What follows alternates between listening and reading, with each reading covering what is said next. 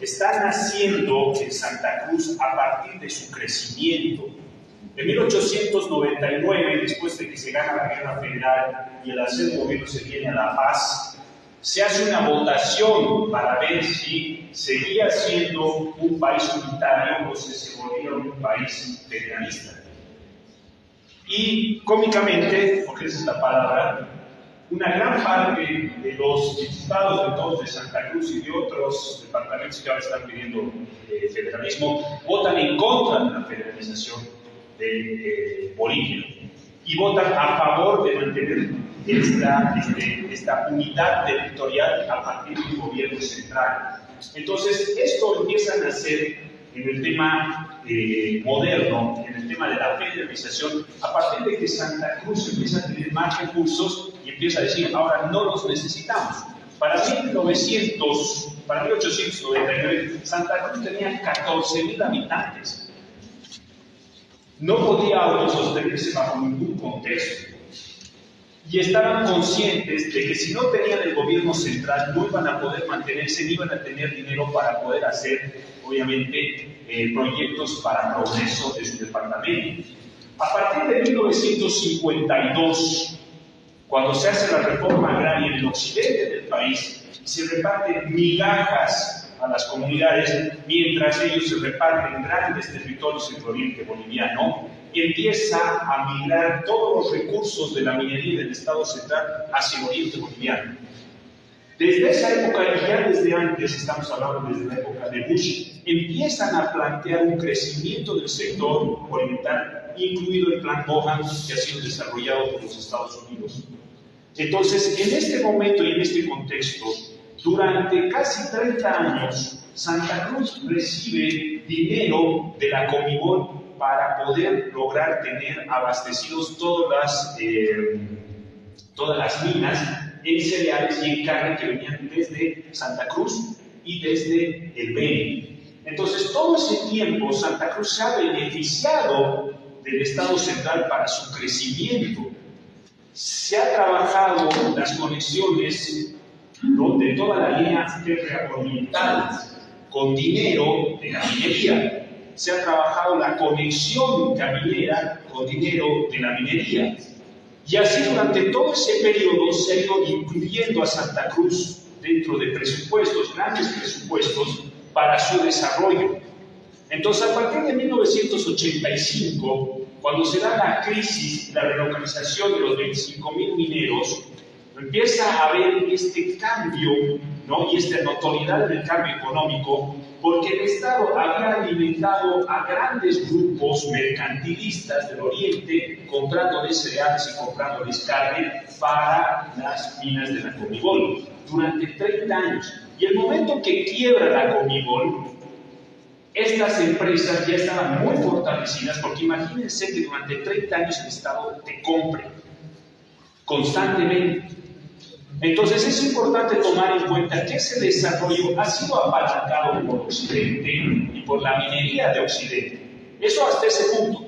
A partir de ahí Santa Cruz ya tiene un impulso y empieza a crecer, pero Santa Cruz también sigue teniendo, por si acaso, la subvención de los fletes ferroviarios para poder tener la exportación a menor precio de su producción, hasta que se hace, en este caso, la capitalización, donde se les quita. Yo me acuerdo en esa época, era todavía adolescente, y me fijé en los periódicos cómo salía, ¿no?, que los agroindustriales cruceños se quejaban de que los fletes, una vez que se había capitalizado la ferroviaria oriental, ¿no?, la ferroviaria andina, subieron, ¿no?, y tuvieron fletes ya comunes como cualquier otro industrial tenía.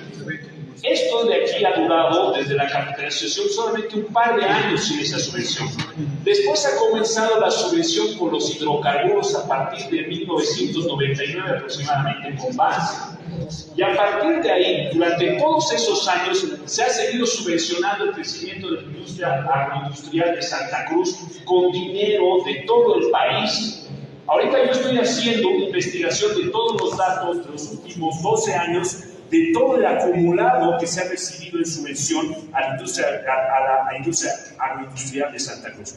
¿Por qué les doy este antecedente? Porque es bien importante tomar en cuenta todo lo que se ha dado al departamento de Santa Cruz ¿no? ¿Y por qué de repente ahora, en las últimas 2 décadas, empiezan a hablar de federalismo? Porque literalmente ya no los necesitan en ciertos aspectos.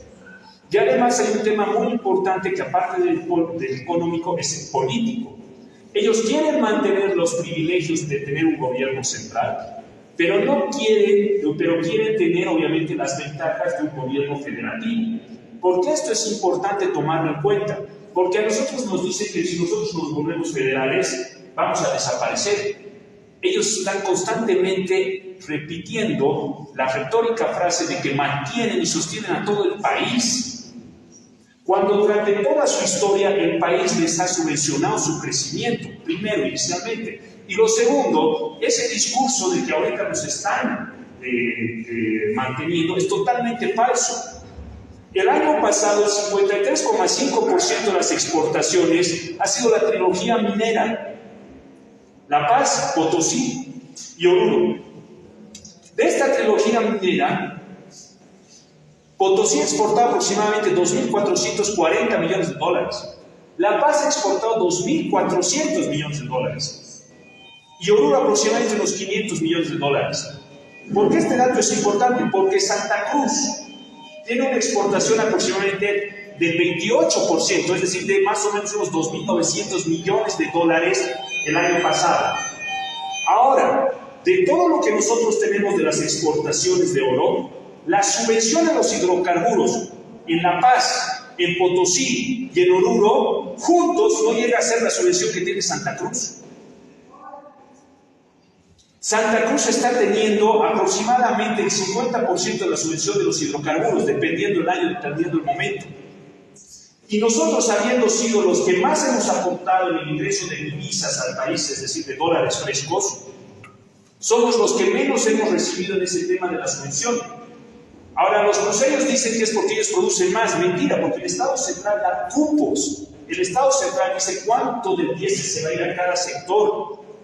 Y fíjense en las noticias cómo en el norte de La Paz se está comprando el litro del combustible a 10, 15 bolivianos el litro.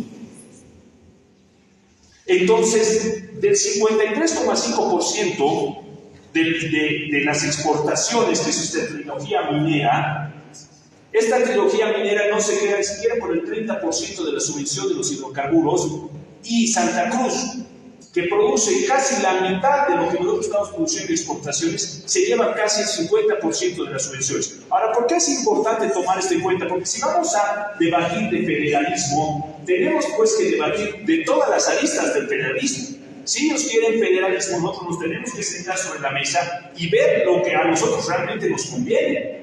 La Paz no depende del resto de Bolivia.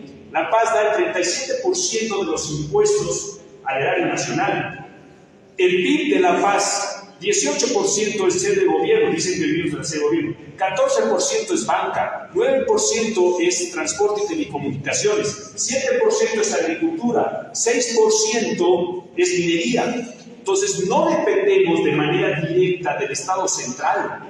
Nosotros podemos ser totalmente independientes, y de hecho, en 1948, yo tengo un libro que me lo ha regalado mi papá y su padre se lo regaló a él, Monografía Económica del Departamento de La Paz, 400 años. El 65% de lo que producía el país se producía en La Paz, y La Paz solamente se quedaba con 30% de toda esa producción. Entonces a La Paz ya desde 1899 le convenía ser federal, pero ha mantenido la unidad simplemente porque ha habido un voto en el Parlamento que ha decidido que se tenía que mantener el Estado central. Entonces ahora todavía estamos a tiempo para trabajar para que la federalización de nuestro departamento, y me parece muy interesante los detalles que ha dado acá, discúlpeme, licenciado, doctor, ¿no? Es muy interesante casar con todo esto, porque es interesante ver el tema de la federalización incluso de las comunidades, porque ahorita el Estado central se queda con todos los ingresos de la minería, y el Estado central es el que después lleva estos ingresos de la minería hacia el agro cruceño. Entonces, si nosotros tenemos federalización no solamente departamental, sino como lo está planteando el doctor, es interesante. ¿Por qué? Porque mientras la comunidad siempre papá, es su territorio, es su tierra, pero si encuentra oro es del Estado central. ¿Cuántas décadas, cuántos siglos las comunidades no pueden explotar su propia riqueza? Entonces, si vamos a hablar de federalismo, tenemos que enfocarnos en los puntos que a nosotros nos convienen. Tenemos que hablar de todos los números, de todas las subvenciones, de todos los beneficios mercantilistas que reciben grandes empresarios agroindustriales y de todos los perjuicios que se están recibiendo en cada una de las comunidades. Si ustedes ven literalmente cómo está dividida la cuadrilla, ¿no?, de los sectores mineros, ¿no?, todos los municipios en Occidente tienen, aunque sea una venta de minerales. Entonces, ¿qué pasa? ¿Por qué entonces no hay riqueza en diferentes sectores que nosotros tenemos? Porque literalmente si se encuentra riqueza, el Estado central es el que decide a quién le va a dar esa riqueza. ¿Qué cooperativa se va a llevar esa riqueza? ¿Quién va a poder explotar esa riqueza? Si los chinos, las cooperativas o cualquier otra empresa o cualquier otro Estado extranjero. Entonces la federalización es algo positivo. La paz puede ser totalmente federal, la paz puede ganar mucho con el federalismo y las comunidades pueden ganar mucho con el federalismo. La federalización, por ejemplo, del área metropolitana es lo que se llama en otros lugares Distrito Federal. Tenemos el Distrito Federal de Sao Paulo, tenemos el Distrito Federal de Washington, tenemos el Distrito Federal de Buenos Aires, tenemos el Distrito Federal de México. Entonces se puede convertir en un distrito federal y los distritos federales tienen mucho poder político y tienen mucha capacidad para generar riqueza para sus ciudadanos. Entonces es evidente aquí que el Estado central, y yo me sumo a lo que dice el doctor, ha sido un Estado totalmente ineficiente y lo único que ha acarreado ha sido pobreza para los bolivianos. Lo que nosotros necesitamos sentarnos a debatir es no tenerle miedo al debate de la federalización, porque los cruceños están viniendo a decirnos hay que hablar de la federalización porque nosotros mantenemos el país y nosotros no las hemos creído.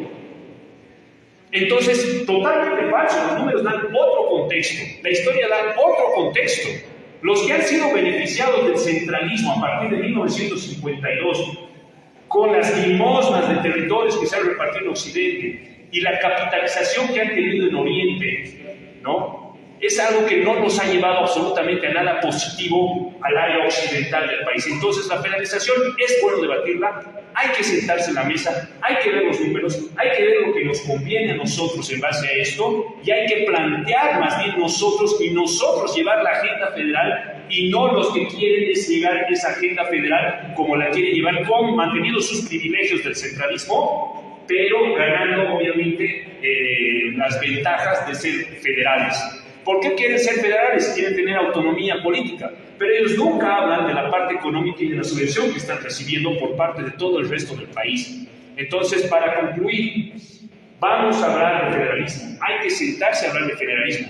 Me parece muy interesante las consideraciones que ha hecho el doctor, porque además eso nos va a permitir ver que las comunidades a nivel departamental, no solamente La Paz, sino de Oruro, de Potosí, y todos los sectores que tienen minería, empiecen a recibir más recursos por la explotación de sus territorios, porque esos territorios literalmente les pertenecen. Y mientras no tengamos estados federales, no comunidades federales, no vamos a poder lograr que esos recursos se queden en mayor cantidad donde la gente realmente los necesita. Entonces, para terminar, es importante sentarnos, generar una agenda regionalista y llevarla adelante a la mesa de debate antes que ellos la estén llevando, antes que ellos propongan su manera de federalismo para que nosotros salgamos ganando. Muchas gracias. Ingeniero Javier Iturralde.